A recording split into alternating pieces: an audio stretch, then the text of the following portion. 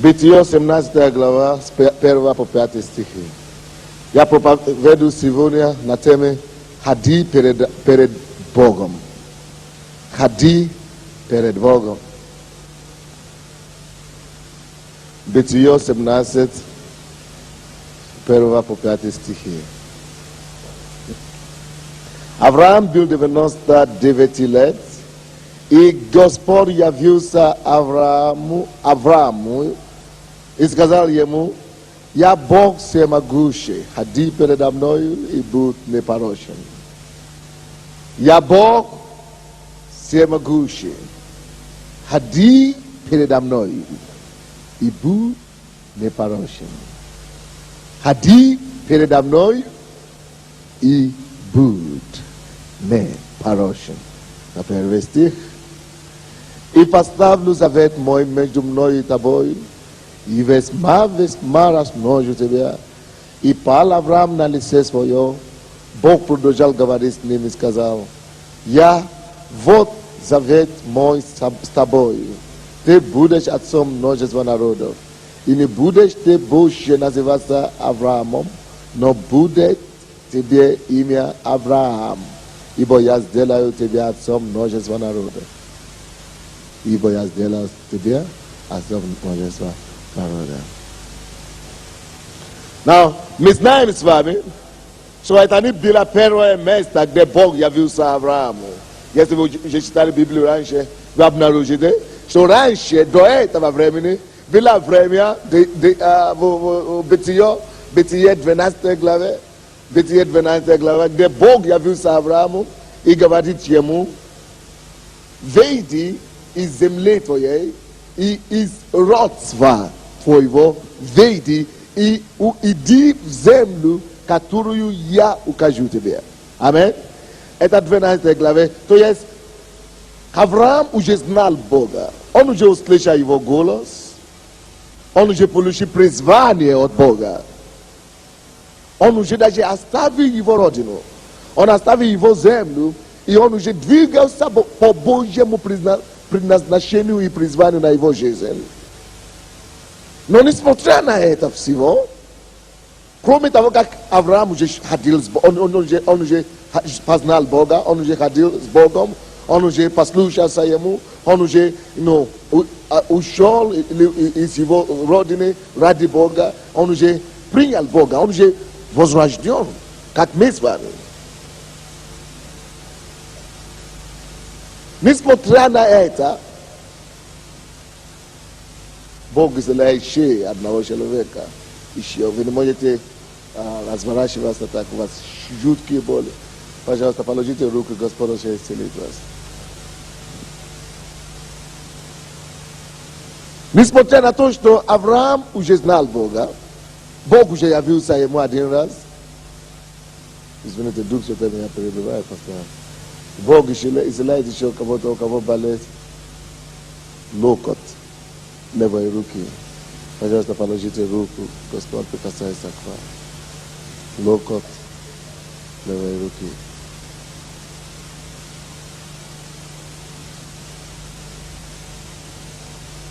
А также кто-то получил рана колена, левое колено. Вы не можете даже стать на это колено, потому что у вас там болит.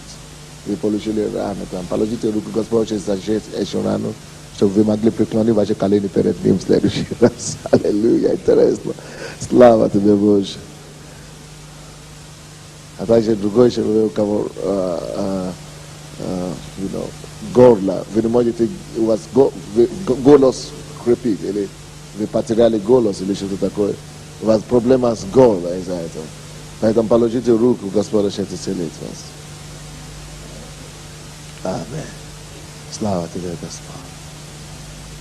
Есть женщина здесь, которая пищет. Она знает где. Просто пищет вас, и Господь сейчас исцелит вас. Господь, я благодарю Тебя за Твое прикосновение чудное. Это чудесно, что Ты делаешь. Во имя Иисуса Христа. Короче, давайте откроем это Бытие 12, чтобы понять более близко, о чем мы говорим. Первый по 3 стихи. Это первый раз, когда Бог обратился к Аврааму и сказал Господь Аврааму: пойди из земли твоей, от родства твоего и из дома отца твоего, в землю, которую я укажу тебе. И я произведу от тебя великий народ, и благословлю тебя, и возвеличу имя твое, и будешь ты благословением. Я благословляющих тебя, и благословляющих тебя прокляну. И благословляются в тебе все племена земные. То есть чудное обетование Бог дал Аврааму первый раз, когда он явился ему. И вы знаете, на самом деле Авраам послушался и служил Богу. Но, братья и сестры, знаете ли вы такое, что можно разговаривать с Богом, можно молиться Ему, можно даже слушаться Ему и оставить свою родину и родства, и не знать Бога интимно. Как мы с вами, многие из нас мы ходим в церковь, мы видели чудеса Божьи. Многие из нас мы спасены, мы поем, мы ходим в церковь. Но это не самое высокое призвание, которое Бог имеет для своего народа. Несмотря на то, что Авраам уже послушался Богу, Бог считал это необходимым. Явился Аврааму еще раз. Много раз он явился ему, но он считал особенное явление необходимое. И с его явлением в 17 главе Деяния апостолов, это то, что открывает сердце Бога в отношении к Аврааму и в отношении к нам. Но в 17 главе он теперь явился Аврааму и раскрыл свою суть ему. И сказал: я Господь всемогущий. Он сначала явился ему в его личности, в его индивидууме. Бог явился ему теперь как индивиду, как личность. И говорит: теперь, раз ты уже знал, что я Господь всемогущий, я есть личность, я. Теперь не просто слушайся мне, не только боишься меня, не просто служи мне. Теперь ходи, я личность, всемогущий. Теперь я призываю тебя: ходи передо мной. И тогда ты будешь непорочен.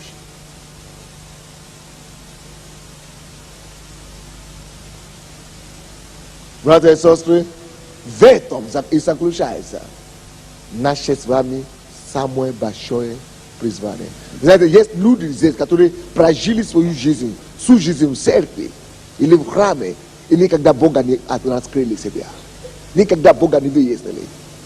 Никогда не знали Бога. Догадываясь только. Вот почему это пробуждение нужно нам. Вот почему это пробуждение необходимо нам. Вот почему мы призываем Бога, чтобы Он явился нам тоже лично. Мы хотим ходить перед Ним. Это не стоит просто играть в религии. Это не стоит просто играть в церкви. Это лучше всего, когда я знаю, что вот Он со мной. Я могу ходить с Ним. Я могу двигаться с Ним. Чтобы мой дух мог непосредственно общаться с Ним. Бог есть дух, но и мы тоже есть дух. Чтобы мой дух был настолько развит, чтобы я мог ощущать Бога рядом с собой, как я могу вас ощущать или видеть вас. Вот это наивысшее призвание Бога для верующих. Откройте эту 17 главу еще раз.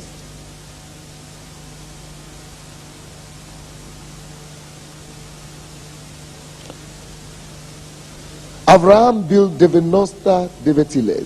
И Господь явился Аврааму и сказал ему: я Бог всемогущий, ходи передо мной и будь непорочен.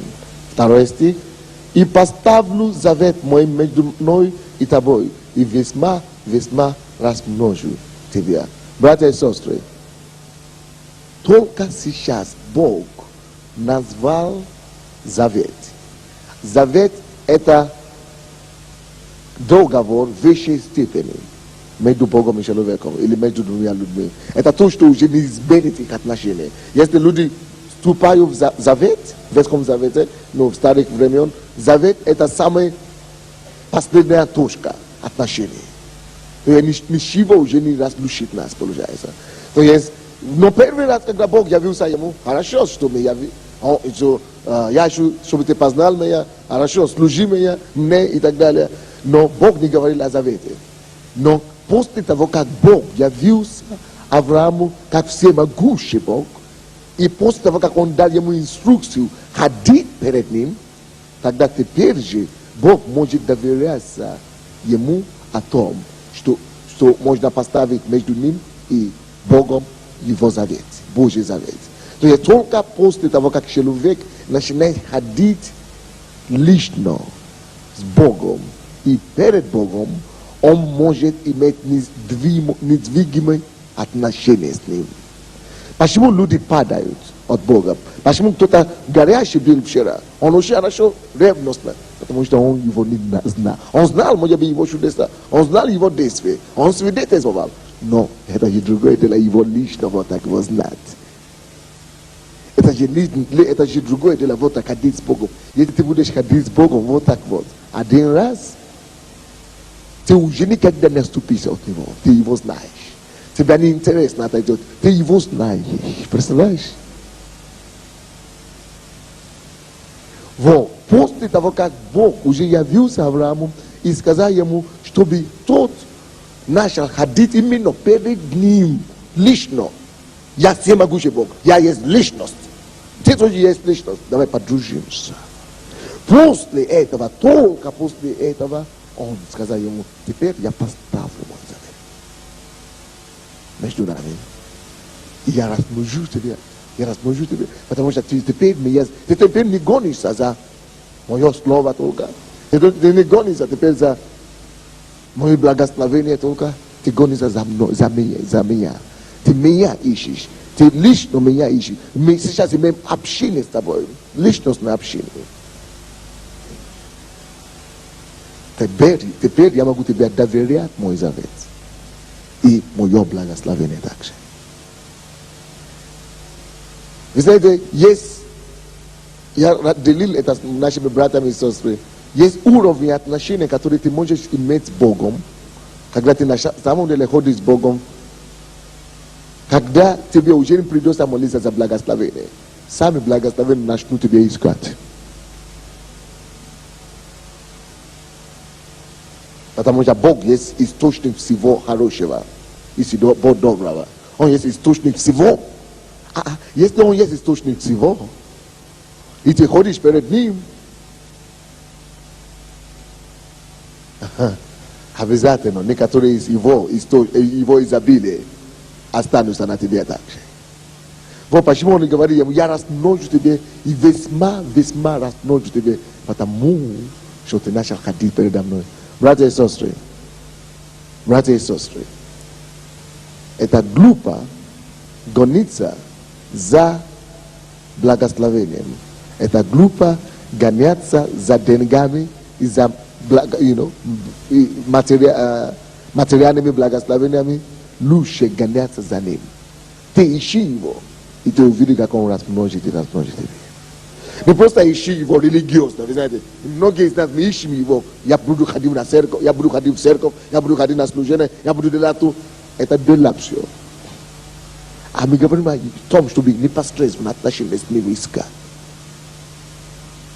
Это разве не интересно? Просто влюбиться в него. Вау. Просто любить Иисуса. Я думаю, что это интересно. Когда ты читаешь Библию, ты знаешь, что он говорит тебе непосредственно, общается с тобой. Тебе не стыдно рыдать перед ним и смиряться перед ним. Тебе не стыдно что-то ему рассказать. Тебе тогда не будет тяжело, вы знаете, служить Богу. Ты не будешь уставать от того, что ты служишь Богу. Есть многие люди, которые вроде бы они служат Богу, но тяжести какой-то, но им тяжело, то есть они себя составляют. Потому что уже это все перешло на обыденность. Это уже не общение, это уже не хождение с ним. Братья, я Бог всемогущий. Ходи peredamdoj. Это самое большое отношение, которое ты можешь иметь с Богом. Тогда ты никогда не устанешь. Не устанешь. Не устанешь. Как это иметь? Искреннее сердце, жажда. Развивай жажду перед Богом. Что Господь яшу тебя лично знать. Не твое благословение, не твои дела, но тебя лично яшу знать. Откройся мне. Дай мне пережить твое пробуждение, дай мне пережить твою славу, твою благодать. И написано, поставлю завет мой между мною и тобой, и весьма размножу тебе. И третий стих, как это получить? Как это ходить перед Богом непорочно? Как это лично его знать? Посмотри, третий стих. И пал Авраам на лице свое, Бог продолжал говорить с ним и сказал. Братья, это первое место в Библии, где мы видим, что кто-то поклоняется Господу. Вообще-то это слово пал Авраам на лице свое, да? На еврейском это обозначает и поклонился Авраам Господу. И слово поклонение на самом деле обозначает пасть на лице свое. Поклониться. Ну, это по-русски хорошо получается. Но по-английски не так хорошо получается. Worship. Не знаю, что такое worship. А по-русски, вот, понятно. Поклониться, действительно. Поклоняться Богу значит поклоняться на самом деле. Это значит пасть перед лицем Божьим. Вы поняли сейчас? Когда человек получает откровение о могуществе Бога, он не может устоять на месте.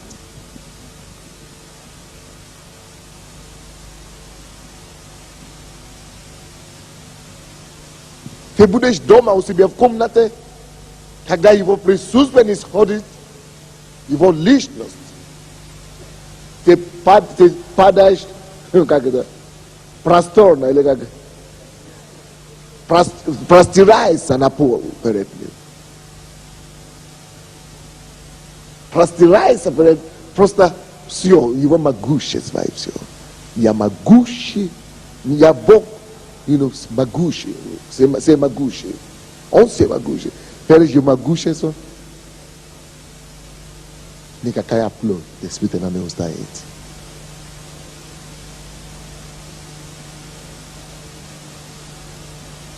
Желаешь ли ты, чтобы он открылся тебе вот так, как Аврааму? Нет, я не знаю о тебе. Но я теперь не желаю ничего больше этого на свете. Я желаю этого больше всего на свете. Чтобы он открылся мне, как он открылся Аврааму. Именно как личностный Бог. Именно как Бог всемогущий. Вот почему мы будем желать это сегодня. А мы сегодняшнего дня на наше служение мы будем простираться перед Ним. Мы будем склоняться перед Ним. Мы будем на самом деле поклоняться. Не то, что словесно, просто слова. Мы будем с искреннего сердца этого делать. Мы будем искать его. Вот как можно Бога знать. То я просто распахнуть свое сердце полностью перед Ним. Открыть свое сердце полностью перед Ним. Вы знаете, Бог смотрит, написано, не на внешнее, но Бог смотрит на внутреннее, на сердце человека. Вы это знаете? Важное состояние нашей сердца, когда мы прославляем. Знаете, когда мы танцуем, когда мы прославляем Его, когда мы прославляем, поклонение, это когда мы поклоняемся, подаем лицо Его, поклоняемся Ему. Но прославление, когда мы танцуем, чтобы это было перед Богом на самом деле. Не перед человеком, не шоу какой-то, а перед Богом. Чтобы мы это знали, что мы это на самом деле делаем Богу. Именно так можно получить откровение от Бога. Посмотрите, что случилось после того.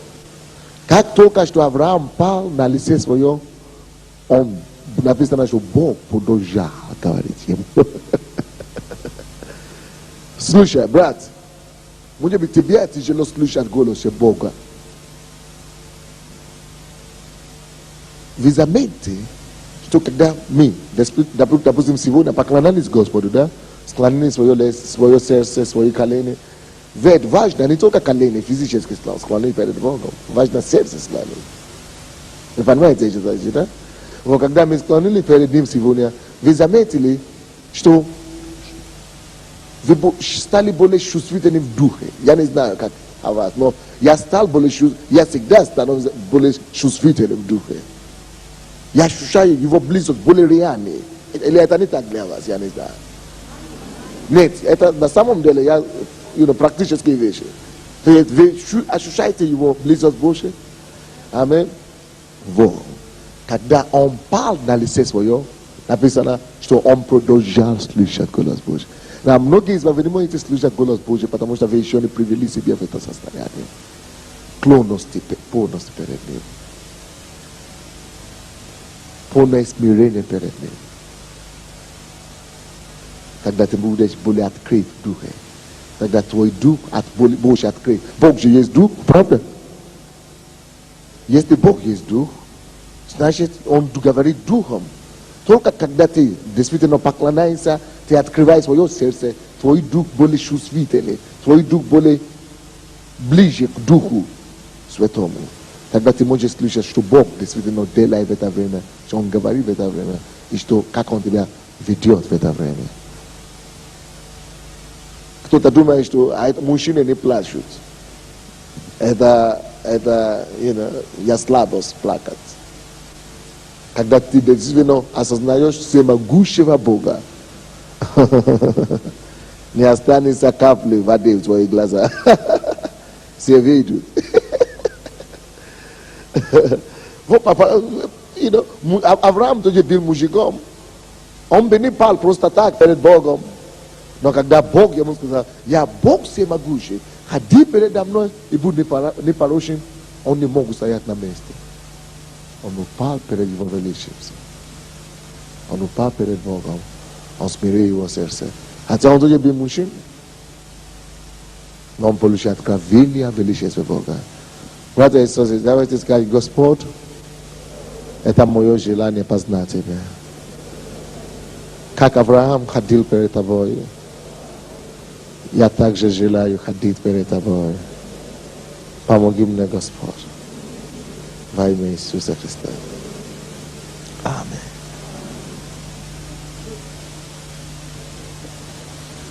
И пишется, 4 стих, вот, когда Бог видел, что Авраам действительно пал перед ним в поклонение, поклонялся ему, написано 4 стих, я, Бог говорит большой буквой, я, вот завет мой с тобой.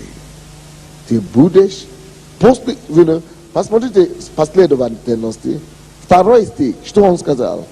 Он обещает ставить завет между Авраамом и собой, да? Посмотрите ваши Библии, ваши Библии. Посмотрите, пожалуйста. Во 2 стихе он обещает всего лишь, так? В 3 стихе, Бог это не делает, этого не делает. Во 2 стихе, хотя он обещал, но он это не делал. Он просто обещал, он просто открыл ему, что я Бог всемогущий, и я хочу поставить мой завет между мной и тобой. Но он этого не делал. Он ждал реакцию от Авраама. И когда Авраам понял и склонил свои колени и пал перед лицом его, именно только после того он развязал руки Бога. Только после того Бог говорит, вот я, вот завет мой, я ставлю прямо сейчас. Потому что он поклонялся, он понял, он смирился. Поэтому, видите, то же самое Бог делает с нами сегодня. Он говорит, вы на колени пробуждения, я пробужу вас, я оставлю мою славу на вас. Какая должна быть наша реакция? Склоняться перед ним, говорит, что ты всемогущий Бог, я буду ходить перед тобой. И тогда он говорит, он скажет, я, вот завет мой. Вы поняли? Должна быть реакция соответственная. Когда Бог говорит, что он что-то делает, ты должен реагировать. Соответственно. Ты должен принять это. Ты должен осознать, если ты действительно осознаешь его могущество, ты действительно ты будешь поклоняться. Если ты действительно осознаешь его могущество, то ты поклонишься ему. И когда Авраам пал на лице свое, Бог продолжает говорить ему, это один, первый, что дает поклонение и Богу. Второе, Бог, видя сердце Авраама, что действительно это человек готов для завета его, и сказал тут же, вот завет мой с тобой, ты будешь отцом множества народов. Он поставит тут же. Во втором стихе, вроде бы он только обещал на будущее время. А тут, благодаря реакции Авраама, он заставил Бога сделать то, что он обещал тут же. И не будешь ты больше называться Авраамом, но будет тебе имя Авраам, ибо я сделаю тебя отцом множества народов. Я думаю, что однажды я проповедую, я здесь прочту проповедь об имени. Почему Бог меняет имена людей. Но слушайте, братья и сестры, после того, как Авраам принял решение ходить перед Богом, поклоняться ему и начал это делать, Бог поставил завет его перед ним, и Бог исполнил, то есть его предназначение. То, что он уже изменил его имя, это гарантия, что он больше не будет Авраам, он будет уже отцом многих народов. Это уже поставлено, это утверждено уже Богом на веки. Чтобы утвердить твою судьбу, братья и сестры, чтобы утвердить твою судьбу, и чтобы утвердиться тебе в твоем призвании, тебе надо познать Бога и ходить с Ним и перед Ним лично. Тогда ты можешь быть уверен, что утвердится твоя судьба, твое предназначение, твое призвание, когда ты начнешь действительно ему поклоняться как личность, непосредственно. Вот он, мой царь. Я поклоняюсь тебе. Не случайно это Иаков говорит нам, что Авраам ходил перед Богом, и вменился ему праведность, и назвался он другом Божьим. Это Иаков 2:23. То есть Авраам стал другом Божьим. Ты знаешь, насколько он ходил перед Богом, насколько он стал ходить с Богом, что они стали друзьями. Представляешь? Это вообще невероятно. Я хочу иметь такое свидетельство. Я желаю ходить перед Богом. И хочу стать его сыном, другом и все. Я чтобы он стал мне другом, отцом, спасителем и все прекрасное, которое он есть. Это самое большое стремление, которое человек может иметь. Познать своего Творца. Познать его. Как это делать? Открой свое сердце перед ним. Поклонение. Открой свое сердце перед ним. Просто низко пасть перед ним. Спасть твое лицо и выражать ему желание о том, что я хочу лишь это познать. И я склонил свое колено, я смиряюсь перед тобой, и он знает, что делать потом. Знаете, Иисус Христос, почему он был таким великим? Не потому что он был Богом здесь на земле. Нет, когда он был здесь на земле, он не был Богом, он был Иисусом Христом. Он был сыном человеческим. Но когда он был здесь на земле, у него была тайна. Он знал Отца лично и ходил с ним. Во всех его разговорах, во всех его проповедях можно это ощутить. Можно проследовать это, что он знает, о чем он говорит. Он знает Бога. Братья, не только проповедники призваны знать Бога. Все христиане призваны знать своего Отца. Вы думаете, что это красиво и хорошо, когда ребенок не знает своих родителей? Нехорошо, правда? Лучше.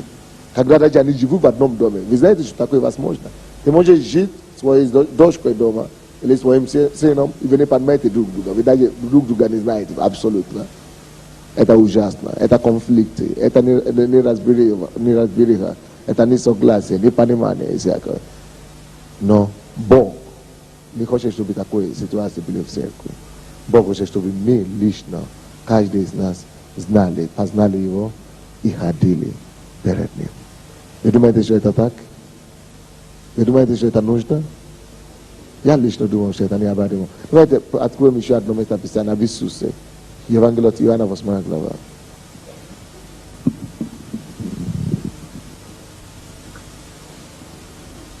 Евангелие от Иоанна 8, 26 по 30 стихи.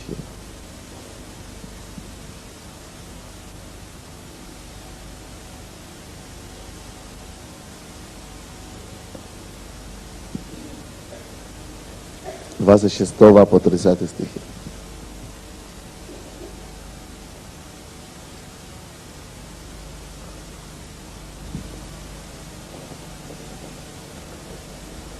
Много имею говорить и судить о вас, но пославший меня есть истинен. И что я слышал от него, то и говорю миру. Видите как? Какое отношение между Иисусом и Богом? Они имели насколько тесное отношение, что он слышал от него постоянно. И он говорит то, что он слышал от него. Так? 27 стих. Не поняли, что он говорит им об Отце. Они не поняли. Остальные не понимают Бога. Но те, которые есть дети Божьи, понимают Бога. Иисуса понимают. 28 стих. Итак, Иисус сказал им, когда вознесете Сына Человеческого, тогда узнаете, что это я, и что ничего не делаю от себя. Но как научил меня Отец мой, так и говорю. Пославший меня есть со мною. Видите? Пославший меня есть со мною. Человек ходил с Богом. Иисус ходил с Отцом. Иисус знал Отца. Пославшего меня есть со мною. Братья и сестры, ты тоже можешь вот так ходить с Ним каждый день. И каждый день знать, что Он есть с собой. Аминь. Вот наше призвание. Вот что пробуждение дает. Пробуждение будет покаяние, много людей будут каяться, будет исцеление много, будет пробуждено, это самое, но это не основное. Основное, чтобы мы познали Его. Вы слушаете меня? Чтобы каждый имело сердце познать Его, углубляться в Него и ходить перед Ним. Как Авраам ходил перед Богом и стал другом Его. Пославший меня есть со мною. Отец не оставил меня одного, ибо я всегда делаю то, что ему угодно. Я всегда делаю то, что ему угодно. Вот почему Бог сказал Аврааму, ходи передо мной и будь непорочен. И будешь непорочен. Вы знаете, только когда мы начнем ходить перед Богом, мы можем любить всех. Мы можем иметь чистая любовь, не корыстная любовь со всем. Только когда мы можем быть некорыстными, только тогда мы можем быть непорочными. Только тогда мы можем говорить как Иисус, что я делаю то, что угодно Ему. Братья, вам будет тяжело делать то, что угодно Богу, если вы не научитесь ходить перед Ним. И дружить с Ним. И общаться с Ним. Как это делать? Очень просто. Жажда вашего сердца. Это от вас. Просто открыть свое сердце полностью. Говорит, Господь, я желаю Тебя, я жажду Тебя, я люблю Тебя. Помоги мне знать Тебя. Я хочу углубиться в Тебя. Вот, когда, 30 стих, когда он говорил это, многие уверовали в Него. Братья и сестры, посмотрите, что написано. Когда Иисус говорил это, многие уверовали в Него. Что Он говорил? Он только говорил о своем отношении со своим Отцом. О том, как Он близко Его знает. О том, как они просто живут вместе. Жизнь с Богом и хождение с Богом привлечет людей к Тебе.